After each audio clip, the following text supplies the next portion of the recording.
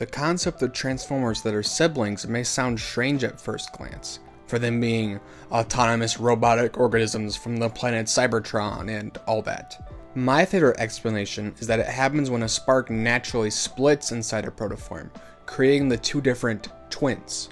Regardless of how it actually works, the idea of two Transformers that are related to each other have been a constant throughout the franchise, with some of my favorites being Roulette and Shadow Striker, Rack and Ruin, Trax and Neonose, and the Autobot brothers from Robots in Disguise. None of these pairings would exist if not for the two Lam-bros we'll be talking about today, and since I've finally got the pair together with their updated toys, I can't think of a better time to talk about them. I am Ben from Ben Talks Bots, and this is a review for Kingdom Sideswipe and Earthrise Sunstreaker. Few characters are as foundational to the Transformers franchise as the toys that would become Sideswipe and Sunstreaker. Let's start with Sideswipe. Sideswipe originates from the new Countach LP500S Diaclone toy, brought over to become part of the first wave of the Transformers toy line in 1984. Transforming into, you guessed it, a Lam-bro-ghini Countach, Sideswipe is loaded with tools and gadgets, and often takes brash actions in battle, leading him to usually hurting himself. This doesn't keep him down though, as he enjoys a good fight, improving his skills to his brother and himself. Remolds and repaints of his original toy would lead to the creation of fellow Autobots Red Alert, Deep Cover, and Clampdown, who the latter two would be based on his Diaclone predecessors. Moving on to Sunstreaker, he is the super tuning variant of said LP500S Diaclone figure. Also released in 1984, alongside his brother, Sunstreaker turns into a very similar looking Countach, just in a striking yellow this time. Being one of the most cocky Autobots, Sunstreaker thinks he's the most beautiful thing on Earth, and like his brother, can be baited into dangerous situations. A retool of Sunstreaker, based on his moldmate in Japan, would be created as Corden from the patrol car type released in Diaclone, first appearing as a masterpiece figure. Strangely, Sideswipe and Sunstreaker's bios were switched up when creating the characters, as the original Diaclone figures they were based on were the opposite colors of their final version, leading to Sideswipe getting Sunstreaker's intended description and vice versa. Funnily enough, characters based on these pre-G1 color swaps of the brothers were created, with the red Sunstreaker being named Spinout and the yellow Sideswipe Tiger Track. New versions of these goobers have been released as repaints of the toys we'll be discussing today, along with all of the other variants I've talked about so far, with even two versions of Deep Cover for some reason. Starting in robot mode, they look exactly like the cartoon, and actually kind of look like mini masterpiece toys, which seem to be one of the goals of the War for Cybertron trilogy. And even if they are going for a more show aesthetic, they still have G1 toy charm to them. I don't know, I just get a cozy feeling when looking at them. Discussing them individually, starting with Sideswipe, it is very interesting to see what parts were retooled and what wasn't. If you're wondering, the only parts changed, I think, from the Siege release are the external car parts and the inclusion of a blaster that resembles the one he equips in the cartoon. I also like to give him the jetpack from Origins Bumblebee, for he has one in the show and it fits him super well. The rocket and gun are painted white on red and black plastic, respectively. It lets the details pop, showing off the intense sculpting. And speaking of the sculpting, the head is perfect, just that. And same goes for all of the other details on the toy homaging the original.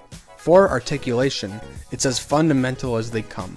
All of the movements you want are there, but he's just kinda stumpy. I wish the knees bent more too. Next is Sunstreaker. He looks a little less heroic than his brother, but he pops out at you just as much. He is an extensive retool of Earthrise Wheeljack, which I can see in the upper legs, but that's it. This toy oozes Sunstreaker, and probably was intended for him. Probably the only detail I'd change would be the red on his shoulders, that look more like the G1 toy, but that's just because I have more attachment to the OG toy than the character. Speaking of the G1 figure, I like to give him Burnout's gun, as a nod to his silver spike hand, because the actual accessory he comes with isn't really good. It's made to look like his thrusters, and that'd be fine, but he only comes with this. And I'm not about to take away his backpack, so giving him someone else's gun will have to do. Like his brother, his head sculpt is exactly as it was in the cartoon, with the addition of totally accurate fin vents. It feels kind of small though, but that's probably just me. In terms of articulation, he has more posability than Sideswipe, so ultimately, I like posing him more than his brother. The feet look weird at first, but they actually hold the figure up pretty well. Now let's get into their transformations.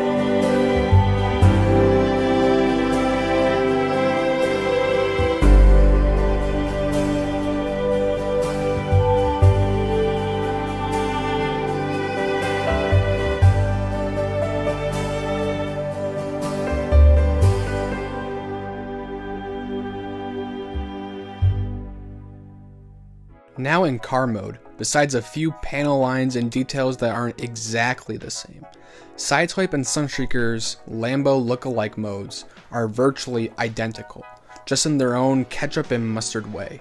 Oh, and just to mention this now, I love how Sunstreaker transforms, with probably one of my favorite steps in a transformation ever. The double twist in the torso is so satisfying to do, you have no idea. Anyways, I also love how close the designers were able to get to an actual Countach without stepping on some toes.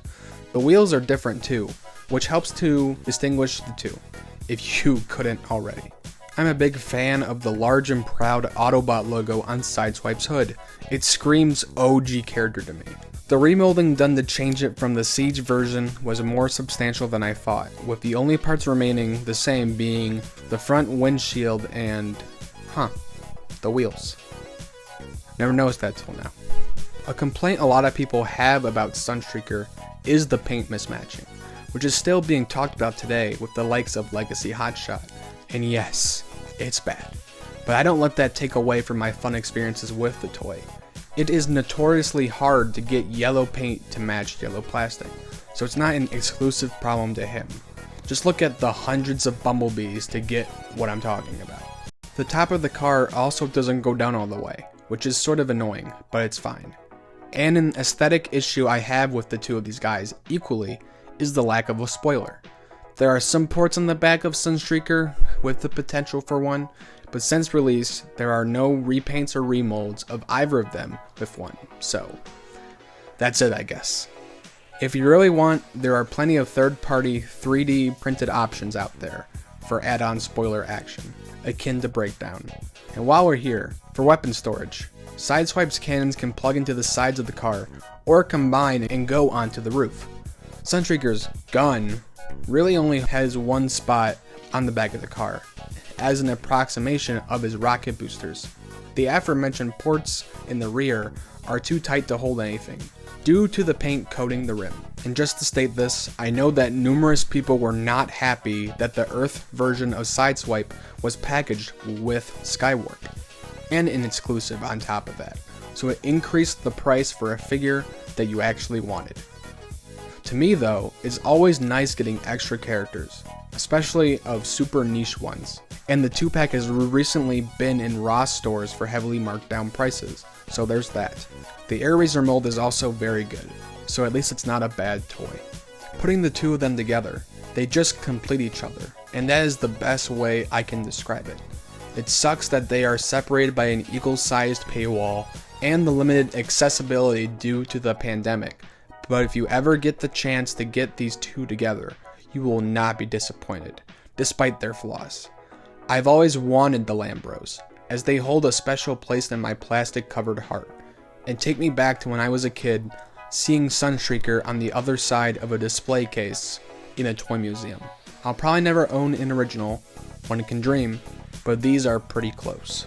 Thank you guys so much for watching. I had a lot of fun talking about these two, and would like to hear your thoughts on them in the comments. Leave a like and subscribe if you want, and I'll see you next time. Have a good one. Hey guys, what's going?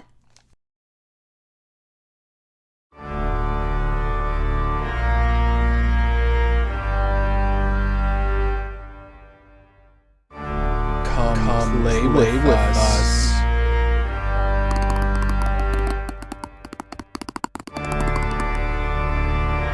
Forever.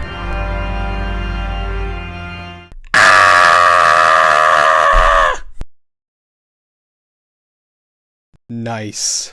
That's one way to get rid of them.